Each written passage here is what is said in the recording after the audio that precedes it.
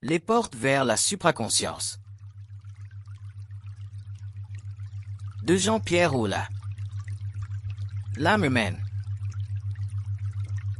J'ai l'intention d'approfondir davantage le thème de ce qu'on appelle l'âme, et j'aimerais que les gens suivent mon raisonnement, c'est-à-dire qu'ils mettent de côté leur conception traditionnelle de l'âme pour simplement écouter une version plus contemporaine, une version plus adaptée, une version qui corresponde à la mentalité de l'être humain du 21e siècle, et non à celle d'il y a 2000, 3000 ou 4000 ans.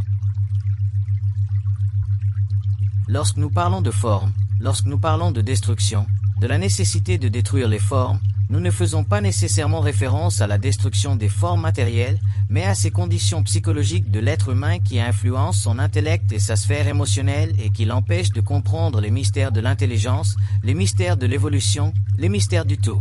Ce sont donc précisément ces formes, ces pensées et ces émotions que j'appelle formes.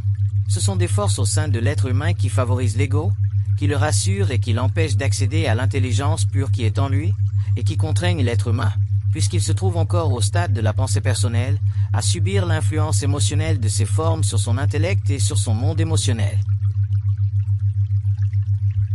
Ainsi, pour expliquer le phénomène de l'âme dans un contexte plus large que celui qui nous est décrit par les religions ou les philosophies ésotériques, il est tout à fait évident que l'être humain doit avoir accès à une intelligence qui n'est pas la sienne, une intelligence qui est au-dessus de lui, au-delà de lui, qui n'est pas conditionnée par son émotivité et son intellect, et c'est précisément ce type d'intelligence qui permet à l'être humain de comprendre les mystères de l'évolution à tous les niveaux de l'univers et de commencer à réorganiser dans son esprit, dans son état émotionnel et dans son ego, la matière énergétique qui constitue sa conscience, afin d'élever la vibration de cette conscience et de pouvoir ainsi, à terme, entrer en communion avec l'intelligence universelle et avec les autres intelligences qui se trouvent en dehors du plan matériel. C'est là, en somme, le fondement de la condition qui permet à l'être humain de comprendre le phénomène de l'âme. Une autre condition est la suivante. Tous les concepts liés à la philosophie spirituelle, religieuse ou ésotérique de l'humanité sont des concepts qui, par le passé, ont été acceptés par l'être humain, qui lui ont été transmis. Mais ce n'est pas parce qu'une forme, un concept, a été transmis à l'être humain il y a 2000 ans, 3000 ans, 4000 ans, qu'il convient à l'être humain moderne. Et quand je dis qu'un concept ancien, qui cache automatiquement un voile, qui ne permet pas à l'être humain, car à l'époque il n'était pas prêt, car c'est qu'on n'était pas encore complètement constitué, ce n'est pas parce qu'un concept de la tradition aussi important qu'ait été le concept d'âme donné à l'être humain, que celui du 21e siècle doit absorber dans son esprit et dans son monde émotionnel toutes les nuances de ce concept, et le transformer en une forme qui émousserait son intelligence, au lieu de la faire exploser vers des plans supérieurs auxquels il a accès. Et mon objectif auprès du public est précisément d'élever la vibration de la forme, de la transformer, de lui donner une impulsion qui la libère des tentacules de l'émotion humaine et de l'intelligence humaine, afin que l'être humain puisse, une fois pour toutes, commencer à percevoir l'intelligence qui a donné naissance à la forme et à comprendre pourquoi l'intelligence au-delà de l'être humain a donné à celui-ci telle ou telle forme pour son évolution essentielle au cours de l'involution. Et maintenant que l'être humain est parvenu à ce siècle et se prépare à une évolution qui est totalement différente, c'est-à-dire différente de l'évolution ancienne, en ce sens que l'être humain doit développer un autre niveau d'intelligence au-delà du rationnel pour comprendre sa propre position dans l'univers, sa relation avec l'évolution et les mystères de la vie tant sur les autres plans que sur le plan matériel, il est évident que l'être humain du 21e siècle ne peut plus se suffire à lui. Même, il ne peut plus se contenter d'accepter passivement les formes telles qu'elles lui ont été transmises par la tradition, mais il doit et devra, avec le temps, être capable de saisir par sa propre intelligence la fonction de ces formes et d'en interpréter le message selon les lois de l'intelligence cosmique et non plus selon les lois rationnelles de la philosophie, de la métaphysique ou de l'ésotérisme subjectif humain. Je commence donc ainsi. Ce que nous appelons l'âme est une mémoire. L'âme est une mémoire. Au cours de l'évolution, des hommes sont nés, des êtres humains sont morts, ils ont vécu diverses expériences et ces expériences ont été enregistrées dans la mémoire de l'âme. Au cours de l'évolution de cette âme, les égos qui se sont incarnés ont continué à vibrer de cette mémoire de l'âme. L'âme de l'être humain est une âme individuelle, mais l'âme de l'être humain est liée à un nombre innombrable d'âmes qui constituent une conscience cosmique, Mais l'âme de l'être humain est une conscience individuelle, c'est une mémoire individuelle, et les êtres humains, au cours de l'évolution, puisent dans la mémoire de cette âme l'énergie qui a été enregistrée au cours des expériences précédentes de l'ego. Et c'est pour cette raison que lorsque nous venons sur Terre dans une incarnation, nous avons un certain tempérament et un certain caractère qui font partie de cette mémoire de l'âme. Chaque être humain appartient à une mémoire individuelle. L'âme étant une mémoire, l'être humain qui vient sur Terre, qui s'incarne, est soumis à cette mémoire. Et étant soumis à cette mémoire, puisque tout est énergie, son aspect émotionnel, son principe émotionnel et son principe mental inférieur sont liés à cette mémoire. Et l'être humain, en raison de ce lien avec la mémoire de l'âme, n'est pas capable, à lui seul, d'être, de vivre de la pure intelligence. Il vit de la mémoire de l'âme. En d'autres termes, la mémoire de l'âme sert à maintenir l'ego de l'être humain dans l'inconscience, c'est-à-dire dans cette expérience mentale et émotionnelle combinée à l'expérience matérielle, afin que cette mémoire, cette âme, devienne de plus en plus évoluée, c'est-à-dire qu'elle accumule toujours davantage de cette énergie que nous appelons mémoire. En d'autres termes, tant que l'être humain est en évolution et lié à la mémoire de l'âme, l'ego de l'être humain ne vit que ce qu'il appelle le libre arbitre, et le libre arbitre de l'ego est une illusion de l'ego qui découle du fait qu'il lui est permis de penser selon la mémoire de l'âme à laquelle il est lié, de penser qu'il est un être libre, alors qu'en réalité il ne l'est pas, alors qu'en réalité, il ne fait qu'exécuter sur le plan matériel, grâce à l'énergie qui le relie à l'âme.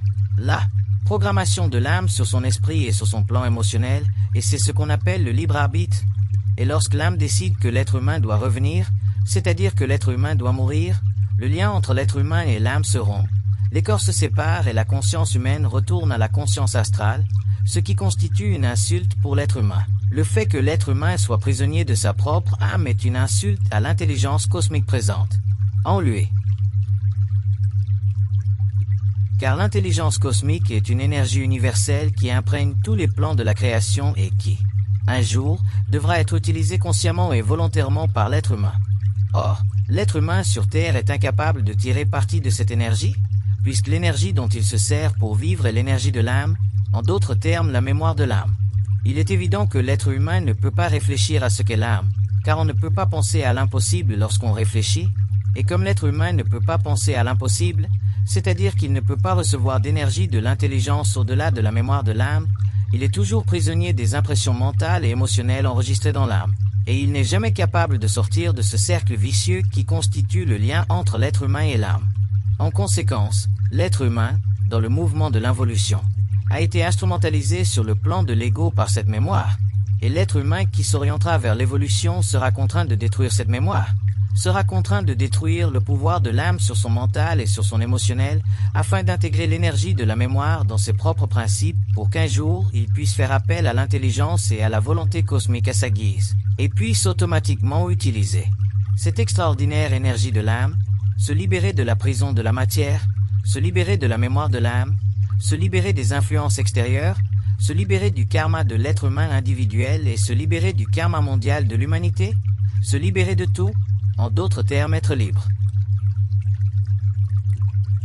Et lorsque l'être humain aura été capable de neutraliser la mémoire de l'âme en lui-même, un nouveau plan d'intelligence se créera automatiquement en lui, un plan d'intelligence qui ne sera pas conditionné par les vies antérieures de l'être humain, mémorisé dans l'âme et activé dans son mental et dans ses émotions, mais un plan énergétique que nous appelons supramental, si vous voulez, qui s'adapte à la connexion cosmique entre l'être humain, cette unité biopensante et le rayon cosmique. En d'autres termes, ces aspects des intelligences des mondes supérieurs qui utilisent le plan mental supramental de l'être humain pour lui communiquer ce qu'ils savent, c'est-à-dire ce qu'ils sont, à savoir l'intelligence pure. L'être humain sera libre car il ne pourra plus être assujetti à l'âme. Automatiquement, n'étant plus assujetti à l'âme, il aura pouvoir sur la matière, puisqu'il aura été capable de faire descendre en lui l'énergie ultime qui se trouve dans l'âme mais qui ne lui a jamais servi. L'âme n'a jamais servi l'être humain. C'est l'être humain qui a servi l'âme. L'être humain est devenu l'esclave de l'âme. Il a vécu pour l'évolution de sa propre âme. Il a été prisonnier de l'évolution spirituelle de sa propre âme. Mais qu'a fait l'âme pour l'être humain? Rien, car l'âme ne peut rien faire pour l'être humain.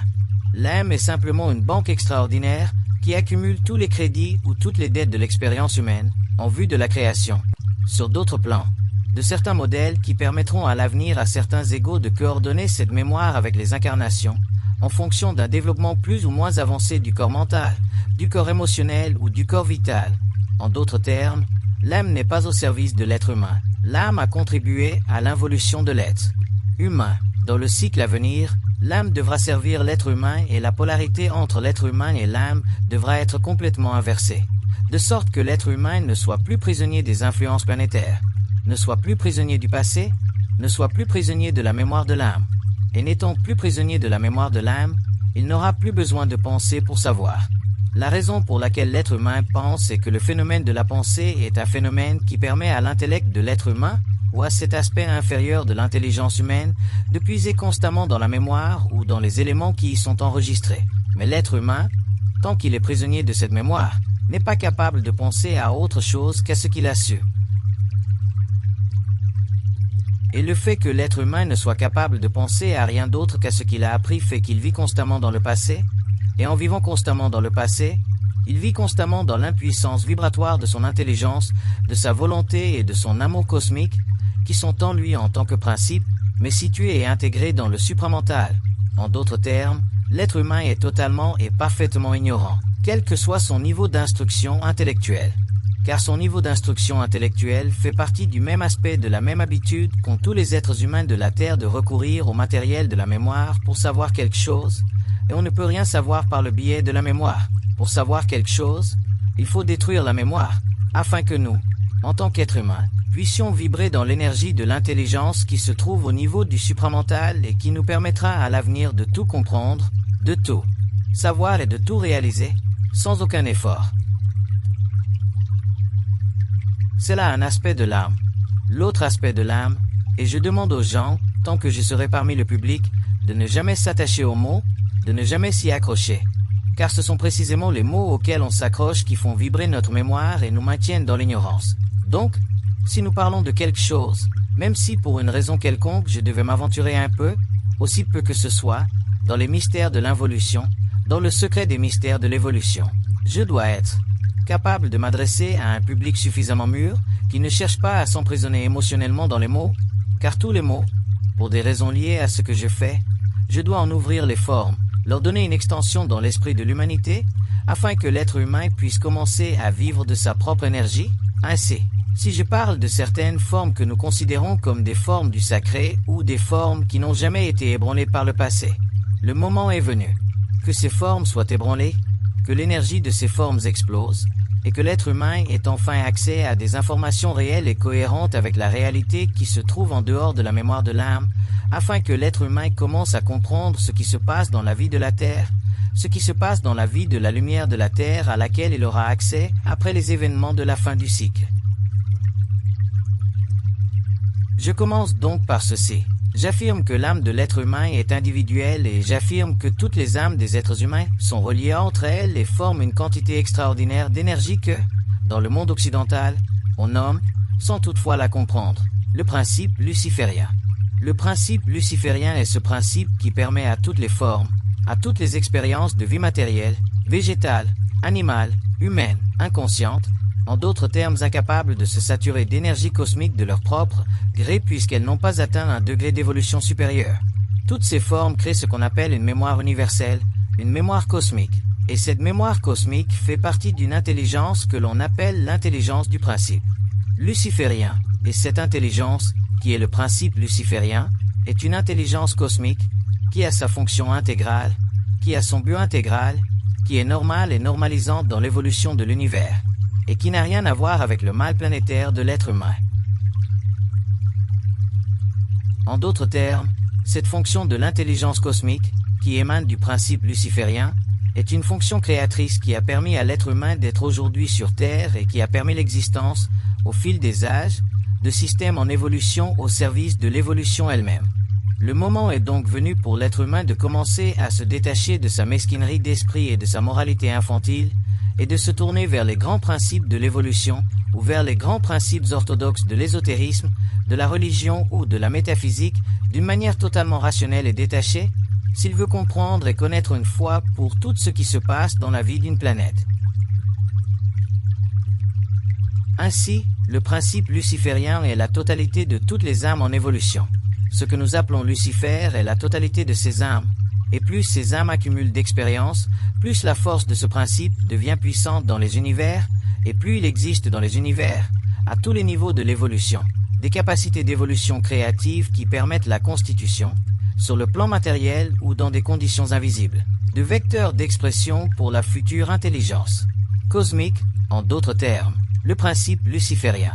Pas Lucifer, car Lucifer n'existe pas, mais le principe luciférien existe afin de pouvoir construire, au cours des immenses époques de l'involution, les conditions futures de l'évolution. Si le principe luciférien n'avait pas existé, il aurait été impossible à l'être humain d'exister. Par conséquent, le principe luciférien existe, et le principe luciférien avance et avance dans le temps, et avance grâce à l'accumulation de toutes sortes d'expériences sur tous les plans, dont l'être humain fait partie, et dont les expériences sont consignées dans la mémoire que nous appelons l'âme. En d'autres termes, ce que l'on appelle dans le cosmos le principe luciférien est l'ensemble des âmes en évolution dans le cosmos qui servent à maintenir, sur les unités en évolution, qu'il s'agisse d'unités animales dotées d'une âme collective, ou d'unités humaines comme l'être humain ou dans d'autres systèmes, une puissance vibratoire qui permette, avec le temps, au corps matériel, aux corps émotionnels, le corps vital et le corps mental de se développer de manière à acquérir, au fil du temps, une autonomie, c'est-à-dire une résistance, c'est-à-dire une capacité qui permette, plus tard, l'ouverture d'un autre plan pour l'être humain et que, cette fois-ci, l'être humain ou ses entités puissent recevoir cette énergie indifférenciée que nous appelons énergie cosmique, qui est intelligence, qui est volonté, qui est amour, et qui puisse nourrir l'être humain afin qu'à ce moment-là, il puisse se servir de manière intégrale, libre et parfaite de ces trois principes pour créer, sur une planète ou sur une autre, des conditions d'évolution qui seront totalement libres,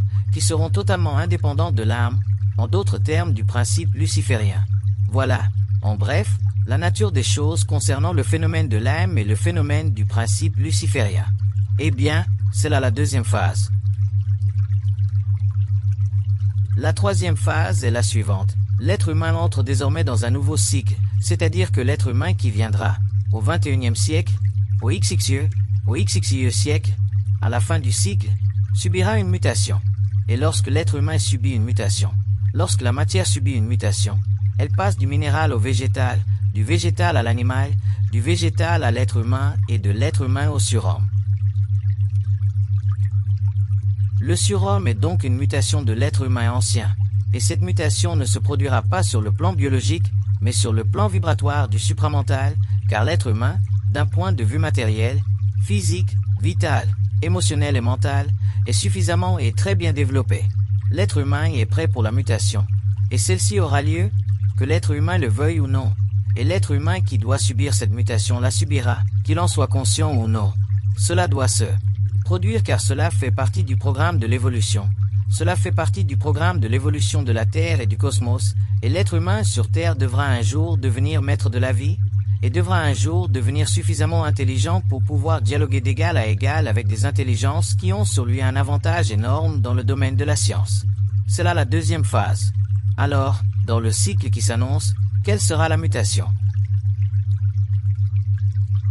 La mutation sera une vibration de l'intelligence cosmique, de cette énergie cosmique qui pénétrera l'être humain et qui, pour s'établir dans l'esprit supérieur, pour créer l'esprit supérieur chez l'être humain, devra transformer et détruire les formes présentes dans l'émotivité et dans l'esprit inférieur de l'être humain, afin que celui-ci commence à perdre la mémoire. Et les premiers signes de cette pénétration de l'énergie cosmique dans l'être humain seront la perte de la mémoire subjective de l'individu. Au début, cela provoquera un choc pour l'ego, lui causant une certaine désorientation. Mais c'est normal car l'ego est lié à sa propre âme. C'est-à-dire que l'ego est lié à sa propre mémoire et que la mémoire fait partie de sa propre âme. Cependant, comme l'ego ne comprend pas les lois de la mémoire, qu'il ne connaît ni ne comprend les lois de l'âme, il se sent automatiquement appauvri en lui-même lorsque ce phénomène se produit, mais cela fait partie de son expérience. Ainsi, en neutralisant, en bouleversant et en éliminant chez l'être humain la forme qui renferme la mémoire en son sein, tant au niveau mental qu'émotionnel, et qui le relie à l'âme, l'énergie cosmique permettra enfin à l'être humain d'intégrer une foi pour toute sa propre âme. Cela signifie que l'être humain ne vivra plus de la mémoire de l'âme, qu'il ne vivra plus dans le passé vibratoire et énergétique de son esprit et de ses émotions, mais qu'il vivra dans le présent de sa conscience cosmique, c'est-à-dire dans le présent de la vibration du rayon qui est en lui, qui stimulera tous ses centres, qui se servira de ces centres pour pénétrer en lui et activer sur Terre une nouvelle conscience planétaire. Mais la condition pour que cela se produise est que la mémoire de l'âme s'affaiblisse de plus en plus, jusqu'au jour où l'être humain ne vivra plus de sa propre mémoire. Et lorsque l'être humain ne vivra plus de sa mémoire, il ne vivra que d'intelligence, c'est-à-dire que l'être humain saura parfaitement où il va, d'où il vient, ce qu'il doit faire. Il sera en résonance vibratoire avec le mental, l'émotif, le vital et le physique. Et lorsque le moment sera venu, lorsque ce sera le moment, non pas le moment de l'être humain, mais le moment de l'énergie, le temps de l'évolution. Lorsque la grande mutation se produira sur Terre, l'être humain sera prêt et passera alors, facilement, sans heurts ni friction, d'un temps vibratoire à un autre, ce qu'on appelle l'éther, où se trouve Jérusalem. Il est donc très important pour l'être humain de comprendre et de reconnaître une foi pour tout que ce qu'il a connu dans le passé, ce qui a été instauré dans le passé, était bon, était grand, était nécessaire et faisait partie du fruit du travail de ceux qui est vrai pour l'évolution. Mais que, quand on passe de 7 ans à 14 ans, de 14 ans à 21 ans, de 21 ans et ainsi de suite, mais l'humanité est stupide, car elle pense. Et l'humanité, en tant qu'humanité pensante, est incapable de se rendre compte que le statu quo n'existe pas dans l'univers, que le statu quo n'existe pas dans la pensée, que le statu quo n'existe pas dans la manière de penser, que le statu quo n'existe pas dans la manière de voir les choses. Et l'être humain devra un jour se rendre compte que, quelles que soient ses émotions, quelles que soient ses attitudes mentales, quelles que soient ses philosophies, quels que soient ses attachements à sa propre mémoire, qui le rassure dans sa pauvreté intellectuelle et dans l'incapacité de son esprit, il devra se rendre compte qu'un jour, il devra rompre complètement les liens ombilicaux avec le passé de ses souvenirs pour entrer dans l'infini de l'intelligence, et cela, c'est une loi cosmique. Que l'être humain le veuille, qu'il le refuse, qu'il le comprenne ou non, cela n'a aucune importance, car l'évolution se produit, le cycle change, et lorsque le cycle change, c'est l'énergie de la planète, c'est l'énergie de l'univers qui guide l'évolution, et c'est ce que nous appelons un nouveau cycle. Cela s'est produit à l'époque de l'Atlantide, cela s'est produit à l'époque de la Lémurie, cela se produira dans les temps à venir par le biais du feu, et cela se produira au cours de la 7e race humaine. Ainsi, l'être humain doit commencer à mûrir et à regarder en lui-même, pour vérifier s'il n'y a pas trop de blocage au niveau de sa spiritualité, de son orgueil, de tous les aspects de la forme qui font partie de la mémoire de l'âme et qui, un jour, s'il doit entrer dans son intelligence qui est universelle, s'il doit entrer dans cette intelligence, et s'il pourra entrer dans cette intelligence. Mais, pour cela, pour le vivre, il y a des conditions. Et ces conditions sont imprimées en tous les êtres humains qui passeront d'un plan à l'autre. Ainsi, l'être humain doit prendre conscience que l'âme a été, par le passé, essentielle à l'involution, qu'elle a été essentielle à l'expérience humaine, et qu'elle a accumulé une quantité énorme d'informations au cours de l'évolution. Mais désormais, la polarité doit être inversée et l'ego ne peut plus être asservi à l'âme.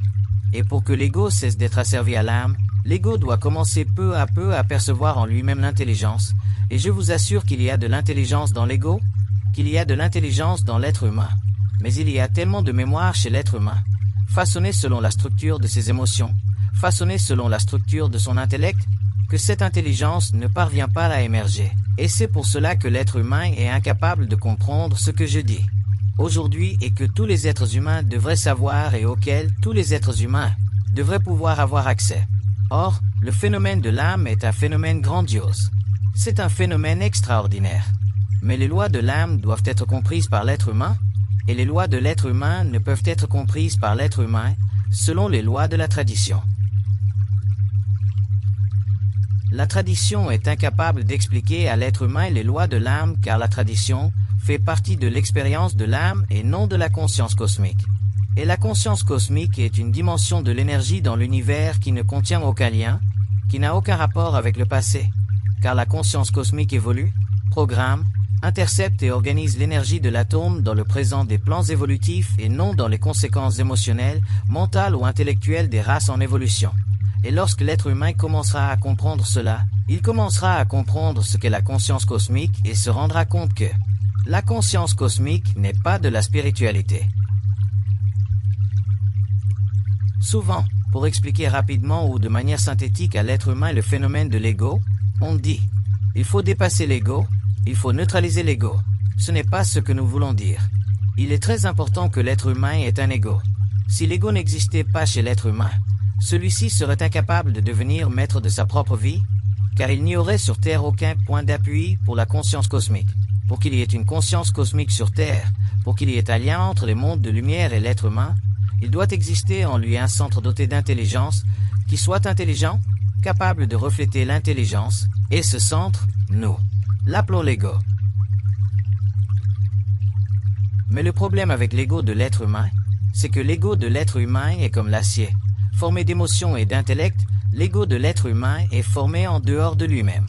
L'ego de l'être humain est constitué des impressions accumulées au cours de sa vie, ou des impressions vibratoires qui se trouvent en lui, que les gens appellent le subconscient et qui font partie de sa relation vibratoire avec l'énergie de la mémoire de l'âme, de sorte que l'ego de l'être humain ne fait pas partie de l'intelligence cosmique. L'ego de l'être humain, il est plongé dans une conscience planétaire conditionnée intellectuellement et émotionnellement par les êtres humains qui nous entourent, par la société qui nous entoure, par les organisations qui nous entourent, par les systèmes qui nous entourent et qui nous nourrissent dès notre plus jeune âge, en plus des liens vibratoires que nous avons dès la naissance avec l'énergie de l'âme, ce qui rend l'ego de l'être humain totalement impuissant. Il est totalement dépourvu de pouvoir car il est totalement en dehors de l'intelligence. Et c'est précisément le fait que l'ego de l'être humain soit en dehors de l'intelligence qui me bouleverse et qui me pousse, face au public et dans mon travail, à faire prendre conscience à l'être humain de l'importance pour son ego de retrouver, tôt ou tard, une identité personnelle. Chaque être humain doit trouver sa propre identité personnelle. Et un être humain ne peut pas trouver, découvrir, connaître sa propre identité personnelle lorsqu'il n'est plus influençable par l'extérieur, que ce soit par les êtres humains liés à la mémoire de sa propre âme, ou par l'extérieur, à l'intérieur de lui-même, sur le plan émotionnel et mental inférieur lié à la mémoire de son propre karma. L'ego de l'être humain est extraordinaire, mais les êtres humains ne le voient pas. Les êtres humains subissent l'impuissance de leur propre ego, mais ne voient pas la lumière de leur propre ego sur les plans supérieurs.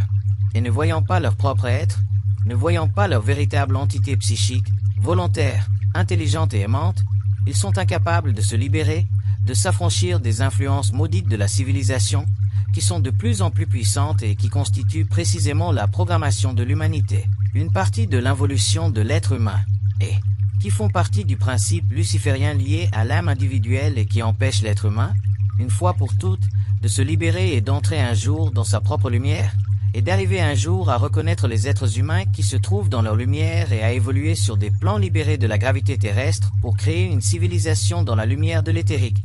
Telle est l'évolution de l'être humain, tel est l'avenir de l'être humain. Mais les conditions du passé ont été nécessaires. Mais l'être humain doit aujourd'hui comprendre que son ego est dépourvu de pouvoir, car les êtres humains sont incapables de savoir par eux-mêmes. Ils sont contraints de lire des livres, contraints d'aller à l'école, contraints d'écouter les paroles de l'un ou de l'autre, et je n'ai rien contre le fait qu'ils écoutent les paroles de l'un ou de l'autre, qu'elles proviennent d'un peuple ou d'une autre nation, mais il est nécessaire que l'être humain qui écoute les paroles d'un autre sache que les paroles de l'autre sont telles ou telles, et si l'être humain est dans l'intelligence, il sait qu'il y a de l'intelligence dans d'autres égos, et s'il y a de l'intelligence dans d'autres égos, l'être humain est universellement lié à cet ego. À ce moment-là, les deux êtres humains sont frères. Et les êtres humains ne seront pas frères tant qu'ils ne seront pas individualisés, tant qu'ils ne seront pas dans leur propre identité et qu'ils ne seront plus capables de vivre de leur propre intelligence. Ils vivront dans l'intelligence des autres et seront des créatures du bon Dieu. Il y a un temps pour chaque chose, et ce qui importe pour l'être humain à la fin du cycle, c'est de comprendre que l'être humain, il y a en lui une partie qui est intelligente, et tous les êtres humains, au cours de leurs expériences, ont vécu à un certain moment de leur vie cette petite partie en eux qui est intelligente, vous l'appelez intuition. Eh bien, l'intuition est une petite partie de cette intelligence. mais elle n'a pas le pouvoir de s'exprimer de manière réelle, parfaite, catégorique et absolue, car chez l'être humain, il existe une mémoire émotionnelle et mentale qui étouffe, qui affaiblit cette intuition. Et si les êtres humains pouvaient simplement comprendre que, s'ils ressentent quelque chose en eux, s'ils perçoivent ne serait-ce que la plus infime sensation, même s'ils ne la comprennent pas parfaitement, qu'ils conservent au moins ce petit quelque chose qu'ils ressentent, même si la belle-mère n'est pas d'accord, c'est exactement ce que je veux dire. Et ce sont précisément ces êtres humains qui auront la capacité de percevoir ce petit quelque chose et de le laisser grandir, grandir et grandir, sans le laisser mourir à cause de la mémoire de l'âme et de son influence sur l'intellect et les émotions. Ce sont ces êtres humains qui, petit à petit, pourront pénétrer dans leur sentiment d'intelligence, pour ensuite pénétrer dans l'intelligence de l'intelligence. Est-ce peut-être notre ego qui s'accroche à l'âme pour revenir à la mémoire universelle des choses du passé? C'est précisément cet ego qui se réincarnera s'il y a réincarnation. Mais si tout prend fin, est-ce l'ego qui survit ou rien ne survit? Il existe deux phénomènes possibles pour l'être humain sur une planète. Le plus connu est la mort, et l'autre est l'immortalité. La raison pour laquelle l'être humain meurt, normalement, c'est que ses principes inférieurs, le corps physique, le corps vital, le corps émotionnel et le corps mental inférieur, ne sont pas intégrés à la lumière. N'étant pas intégrés à la lumière, l'être humain est contraint de restituer ses principes. En d'autres termes, ceux-ci doivent retourner vers leurs plans respectifs, et l'évolution qui s'opère au fil des siècles construit ces plans, les perfectionne jusqu'au jour où, une fois que ces plans auront atteint un certain niveau de perfection, l'être humain pourra passer de la phase de la condition humaine, qui est la mort naturelle, à la phase de fusion entre l'énergie et lui-même, permettant ainsi à l'être humain, pour la première fois depuis son involution, de maintenir une conscience continue dans ses plans. Mais pour que l'être humain conserve sa conscience, en d'autres termes les principes universels, qui sont l'intelligence, l'amour et la volonté. Pour que l'être humain puisse maintenir ces principes actifs en lui-même, il est nécessaire qu'il dispose d'un plan supérieur activé, un plan supérieur qui soit libre, totalement et parfaitement libre de l'influence de l'âme. C'est ce que nous appelons le supramental. Ainsi, lorsque l'être humain se trouve dans un état de conscience supramentale, il n'est plus dans la conscience planétaire, mais dans une conscience cosmique en expansion constante. Et se trouvant dans une conscience cosmique en expansion constante, il n'est automatiquement plus conditionné par la condition de l'être humain inconscient. C'est là la différence entre l'involution et l'évolution, et à ce moment-là, puisqu'il a intégré l'énergie de l'âme dans ses principes, il développe ce que nous appelons l'esprit de l'ego, c'est-à-dire l'intelligence dans l'ego. Et lorsque l'être humain possède l'intelligence dans l'ego, cela implique que, au lieu de n'avoir que le physique, le vital, l'émotif et le mental inférieur développés, il possède également le supramental. Au lieu d'agir avec 4 principes, il agit avec 5 principes, et en agissant avec ces principes, il a établi et connaît le pont entre la matière et l'invisible.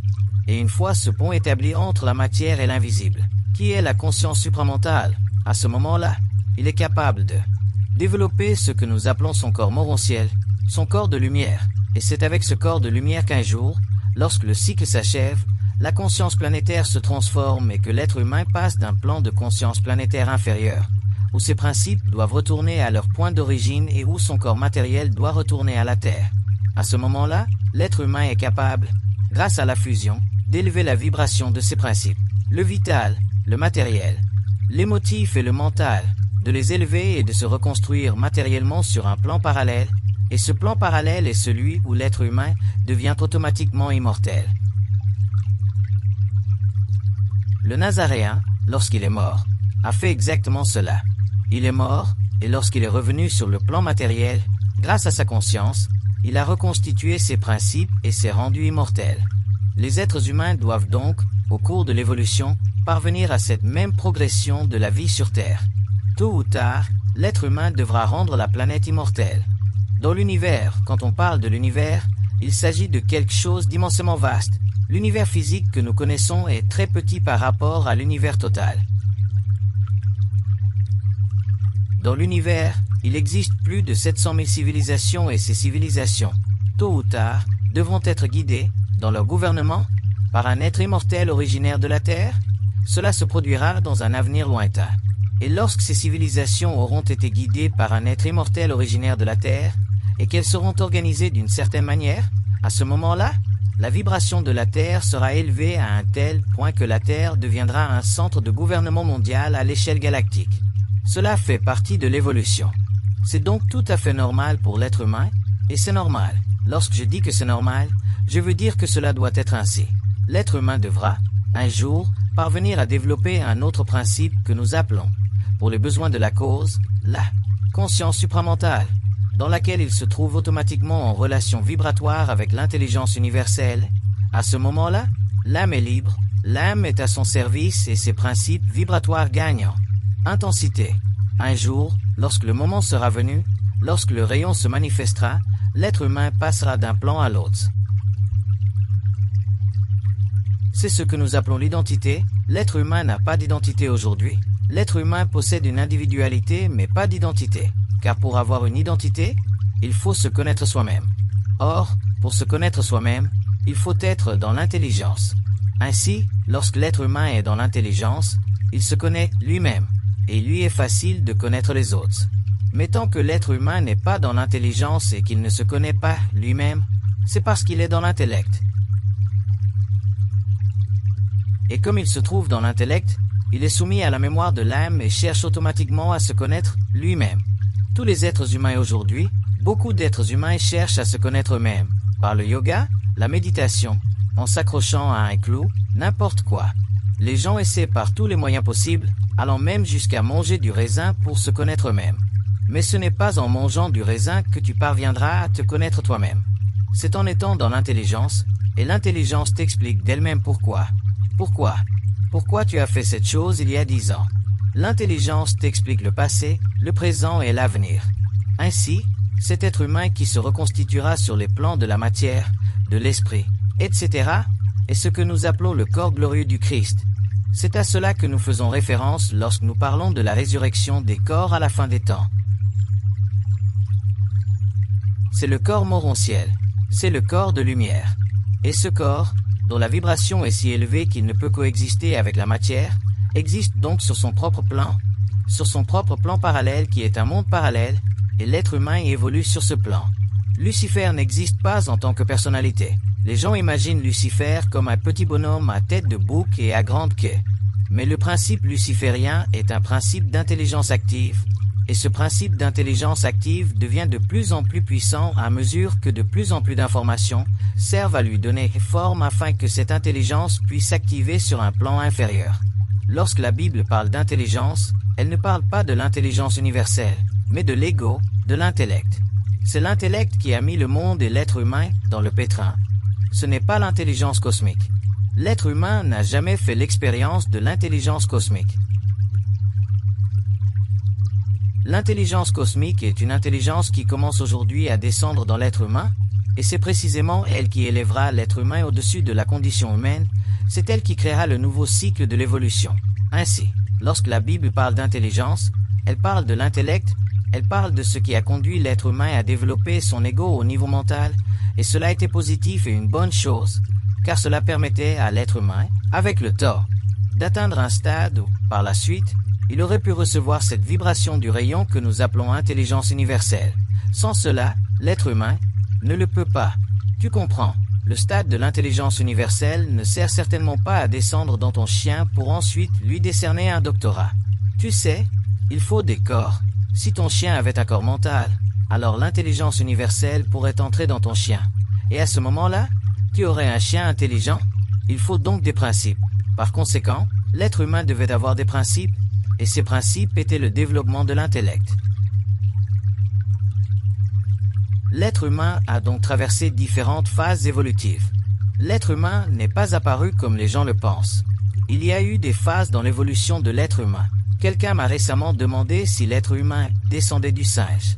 Alors, l'évolution de l'être humain, le corps matériel, l'enveloppe matérielle, l'être humain primitif existe sur Terre depuis des millions d'années, et il s'est développé. Puis, à un certain moment, le corps éthérique de l'être humain. Car l'être humain n'est pas cela. Nous pensons que l'être humain est cela. Ce n'est pas l'être humain, c'est l'enveloppe de l'être humain. L'être humain est multidimensionnel. Ainsi, le corps éthérique de l'être humain s'est densifié, et a fini par entrer dans l'une de ces enveloppes matérielles que nous appelions homme primitif. que nous reconnaissons encore aujourd'hui puisqu'il en reste certaines espèces sur Terre, le Yéti, l'homme des neiges. Tous ces êtres font partie de l'être primitif. Et lorsque ce corps éthérique est entré dans l'être humain, il a provoqué des changements vibratoires dans le corps physique, donnant naissance à un être élémentaire, que nous appelons ainsi, qui a évolué jusqu'au stade du néandertalien, puis à celui du Cro-Magnon. Et une fois ce stade atteint, l'être humain se tenait debout. Et c'est à ce moment-là que l'être humain est entré en contact avec les extraterrestres, et que ceux-ci ont insufflé dans son mental une vibration qui a permis à l'être humain de développer son intellect. Voilà, c'est là la phase d'Adam et Ève. Il y a donc eu des phases évolutives chez l'être humain. L'être humain ne descend pas du singe, mais il s'est simplement servi du corps du singe. Il en a modifié la vibration afin qu'il devienne un peu plus fonctionnel, si l'on peut dire. D'ailleurs, on ne pouvait certainement pas se déplacer à quatre pattes. Ainsi, en entrant dans l'être humain, dans le corps du singe, le corps éthérique a modifié la structure de ce corps afin que l'être humain devienne un être erectus, puis cet être s'est développé pendant un certain temps, de la naissance au Cro-Magnon, au néandertalien, puis il y a eu le contact avec les extraterrestres et c'est là que nous avons découvert pour la première fois sur Terre 5 races humaines, les êtres humains raciaux, les jaunes, les noirs, les blancs, les rouges et ainsi de suite. Comme les apports provenaient de différentes planètes, les noirs sont en contact avec des extraterrestres originaires d'une certaine partie de la galaxie, les Chinois proviennent. Certains pensent que les Chinois sont ce qu'ils sont précisément parce qu'ils ont un certain rituel, puisqu'ils mangent du riz. Mais enfin, et puis il y a ceux qui pensent que les Noirs sont noirs parce qu'il fait chaud en Afrique. Mais enfin, il ne faut pas dire ces choses-là. Ce n'est pas vrai. Alors, si cet être humain a été influencé par le contact avec des extraterrestres, et que cela a donné naissance à l'être humain racial, et qu'à partir de cet être racial, il y a eu des phases de conquête, des phases d'imposition d'une forme d'intelligence à cet être humain, car il était encore très primitif. Les initiés qui sont venus à cette époque ont parlé, puis ont parlé, puis ont parlé encore, et ont même eu des contacts avec les extraterrestres à cette époque, puis, à un certain moment, ils se sont retirés, car les humains les considéraient comme des dieux, puisque pour l'être humain, il est facile de transformer les autres en dieux. Alors les initiés sont venus et ont donné à l'être humain des connaissances, pour l'éveiller un peu, afin qu'il développe des coutumes, afin qu'il suive des voies d'évolution. Ils ont donc donné à l'être humain des informations, mais des informations voilées qui, à l'époque, étaient utiles, qui, à l'époque, étaient parfaites. Puis les choses ont évolué, puis elles ont continué à évoluer. Et nous voici arrivés à ce siècle où nous lançons des fusées dans l'espace, où nous disposons d'une technologie, d'un cerveau, en d'autres termes, bien organisé. Il est temps que l'être humain commence à comprendre que ce que ces initiés ont dit par le passé doit être compris à la lumière de cette même intelligence dont ils étaient les porteurs. Nous verrons ensuite dans ce séminaire. C'est pourquoi je dis, l'être humain d'aujourd'hui ne peut plus accepter les formes telles qu'elles lui sont présentées. Il doit rouvrir la noix et regarder à l'intérieur pour comprendre comment elle est faite, mais nous avons passé des milliers d'années à manger la noix. Il est temps de prendre un couteau, d'ouvrir la noix et de regarder ce qu'il y a à l'intérieur. Ensuite, il faut un peu d'intelligence universelle, et c'est précisément ce qui se passe aujourd'hui sur Terre, et c'est cela qui va créer la transformation. Et puis, quand cette énergie se manifeste, elle se manifeste, et quand elle ne se manifeste pas, elle ne se manifeste pas. Chaque être humain est prédestiné à la recevoir en fonction de son niveau d'évolution, c'est aussi simple que cela. Dans la plupart des textes sacrés de toutes ces sociétés, tant en Orient qu'en Occident, il est question du retour de ces initiateurs, de ces ancêtres venus du cosmos. Il y a des contacts que vous appelez ovnis. Ils commencent à se produire un peu partout dans le monde, mais ils ne peuvent pas venir ici, ils ne peuvent pas bouleverser la conscience planétaire. Il y a des lois. Dans le cosmos, il existe des lois qui empêchent ces êtres de venir ici. Certains d'entre eux viennent de temps à autre, mais il s'agit d'événements tout à fait sporadiques, destinés à créer une petite impression, petit à petit. Mais, je mets toujours les gens en garde contre le phénomène ovni, car l'être humain, pour comprendre la psychologie des extraterrestres, il faut être dans l'intelligence universelle, tout comme sont dans l'intelligence universelle. À ce stade-là, il n'y a plus aucun problème. Sans cela, sans l'intelligence universelle, si les autres descendent et te disent ceci, cela est autre chose, et que tu ne les comprends fondamentalement pas, ils se moqueront de toi car leur pouvoir mental est trop grand. Et tu deviens alors automatiquement un robot. Ils n'ont pas connu la même évolution que nous.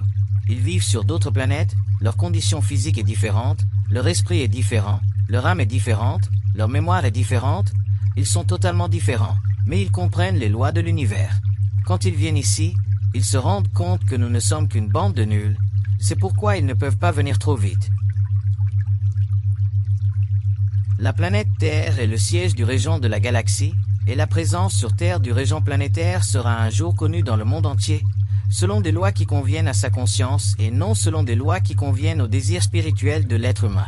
Et le régent de la galaxie, cet être-là, se manifestera après ce que vous appelez l'Antéchrist, et c'est sa manifestation, non pas sa présence, mais sa manifestation éthérique sur Terre qui brisera les liens entre le pouvoir de l'ancienne humanité et jettera les bases d'une nouvelle civilisation. Cela fait partie du cours du temps et se produira quand il le décidera. Tout le monde crie depuis des années. Tout le monde bat des ailes depuis des années. Tout le monde écrit des livres. Tout le monde veut changer le monde depuis des années et des années. Mais pourquoi tout le monde veut-il changer le monde? Cela fait partie de la nature humaine. Les êtres humains veulent sauver les êtres humains. Tout le monde veut sauver tout le monde. Quand les jeunes comprendront, laisse le monde tranquille, mais occupe-toi de toi-même. Eh bien, à ce moment-là, les gens commenceront à comprendre quelque chose. Mais tout le monde veut sauver tout le monde. Le monde regorge de prophètes, il y en a même de plus en plus, et tout le monde se jette dans la mêlée. Puis tout le monde vient voir. C'est la nature de l'être humain. À ceux qui ne comprennent pas ce que je veux dire, ce n'est pas parce qu'ils m'écoutent qu'ils se rapprochent du supramental. Le fait que les gens viennent m'écouter ou toute autre chose crée en eux une sorte de prise de conscience, et c'est précisément cela qui permet à l'énergie d'entrer, car je détruis les formes. Mais les gens ont différents niveaux de sagesse, différents niveaux d'équilibre, différents niveaux de conscience qui leur permettent de vivre cette énergie. Tout d'abord, si l'ego se prend au sérieux, il est évident qu'il va entrer en crise. C'est pourquoi je mets toujours les gens en garde, qu'ils ne croient pas et qu'ils ne croient même pas à ce qui se passe en eux, qu'ils ne croient même pas à la voix qu'ils entendent, mais qu'ils se contentent d'écouter puis de développer petit à petit, au fil des années, le discernement, et encore le discernement. Cela ne se fera pas instantanément. Si c'était instantané, le problème de l'humanité serait résolu. Cela se fera petit à petit, petit à petit, petit à petit. Seulement, nous sommes tellement prisonniers de notre psychologie personnelle que lorsque tout cela s'agite, eh bien, automatiquement, nous nous laissons entraîner, et c'est là que nous souffrons et que nous bouleversons notre vie. Nous ne devons pas bouleverser notre vie, nous devons la remettre en ordre, l'organiser, la renforcer. Mais c'est l'expérience qui nous amène. À le comprendre, c'est l'expérience. C'est avec le temps qu'on y parvient. Mais au début, cela provoque un choc. J'ai vécu ce choc, et cela concerne la descente de la conscience supramentale sur Terre. Je l'exprime d'une autre manière. Mais les événements. Je n'aime pas parler des événements futurs, mais les événements futurs, lorsqu'ils arriveront, si les gens ne sont pas maîtres de leur intelligence, ce sera la fin. Ce sera la fin car, sur le plan émotionnel, psychologique, mental et spirituel, l'être humain ne pourra pas supporter le choc. Il ne le pourra pas. Et c'est précisément ce qui est expliqué dans les textes. Il faut aller au-delà des textes sacrés, il faut s'immerger dans l'explication de ce que l'être humain doit faire pour lui-même, envers lui-même, afin que, lorsque cela arrivera, l'être humain puisse traverser cette épreuve comme un couteau dans du beurre. Mais cela demande de l'intelligence. Et puis d'où vient l'intelligence? Elle ne vient pas de nous. Elle descend dans l'être humain, elle s'adapte sur un plan énergétique, sur un cinquième principe qu'il possède, que nous appelons supramental. Lorsque les êtres humains commenceront à avoir la volonté, l'amour et l'intelligence, les autres principes se manifesteront d'eux-mêmes. Les autres principes ne seront pas connus de l'humanité tant que l'être humain n'aura pas entamé son évolution jupitérienne, mais tant qu'il restera sur Terre, il a besoin de former une autre race, à savoir la 7e race, la race de l'être humain esprit. À ce moment-là, les êtres humains pourront commencer à comprendre les autres principes qui viennent après l'amour, l'intelligence et la volonté. Mais pour l'instant, nous en avons déjà assez. Nous n'avons même pas l'intelligence, nous n'avons même pas la volonté et nous n'avons pas encore l'amour. Alors, ne parlons même pas des autres. Nous vivons de réactions. Dans l'involution, Ce que nous connaissons de la civilisation actuelle, c'est le principe de l'involution. Mais après, y aura-t-il un tournant et nous retrouverons-nous dans l'évolution? Tout ce que nous faisons à travers la souffrance, tout ce que nous détruisons, nous le ferons ensuite à travers la jouissance. Il n'y aura plus de souffrance. Ce sera la joie de vivre. Ce sera la joie de l'esprit. Cela me revient sans cesse à l'esprit quand on m'en parle. La joie de l'esprit. L'être humain vivra dans la joie de l'esprit, car l'être humain vivra dans l'esprit de la terre. Et l'esprit de la terre est la conscience de la terre, c'est-à-dire une dimension vibratoire parallèle à la planète Terre que nous appelons le monde de la lumière, et l'être humain évoluera sur ce plan. Cependant, grâce à sa grande liberté, l'être humain aura accès à la fois à sa forme matérielle et à son corps morontiel, jusqu'à ce qu'il décide, en tant qu'individu, de mettre fin à ses activités créatives sur Terre pour poursuivre son chemin sur une autre planète ou dans un autre système. L'être humain aura alors la capacité de vivre sur 2 plans d'existence, car les 7 plans de l'être humain seront intégrés.